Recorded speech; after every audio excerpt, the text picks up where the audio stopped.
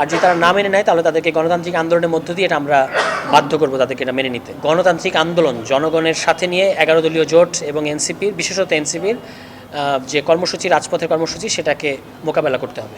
এখন বিভিন্ন গণভোটের ব্যাপারে সরকারের যে একটা প্রতারণামূলক অবস্থান এবং জনগণের রায়কে তারা অস্বীকার করছে, এইটা আমরা আবার সারা দেশের মানুষকে গণসংযোগের মধ্য দিয়ে, বিভিন্ন ধরনের কর্মসূচির মধ্য দিয়ে এটা বলা শুরু করেছি। এবং কিছুদিন আগে এই অল্প কিছুদিন আগে আমাদের ঢাকায় একটা কেন্দ্রীয় জাতীয় কনভেনশন হয়ে গেছিলো, যেখানে বিভিন্ন সেক্টরের এক্সপার্টরা এসেছিলেন এবং বিভিন্ন বিষয়ে কথা বলেছেন এবং তার মধ্য দিয়ে এই গণভোটের পক্ষে তারা তাদের অবস্থান ব্যক্ত করেছেন এবং সরকারকে কাল বিলম্ব না করে এটা যেন তারা মেনে নেয় সেই কথাটাই বলেছেন।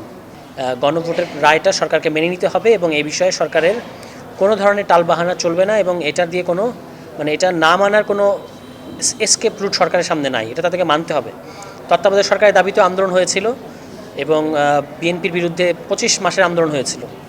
তারপর তারা মেনে নিয়ে একটা নতুন নির্বাচন দিতে বাধ্য হয়েছিল।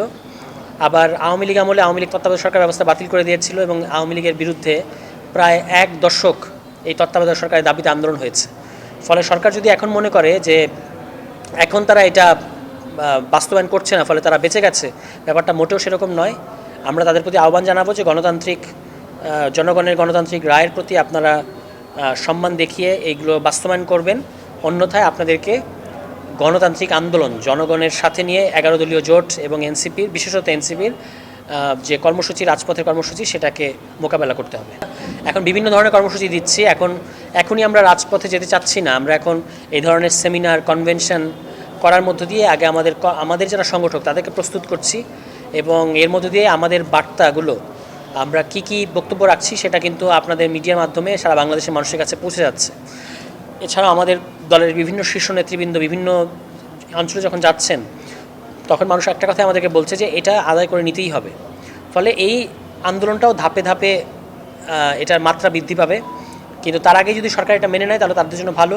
আর যদি তারা না মেনে নেয় তাহলে তাদেরকে গণতান্ত্রিক আন্দোলনের মধ্য দিয়ে এটা আমরা বাধ্য করব তাদেরকে এটা মেনে নিতে।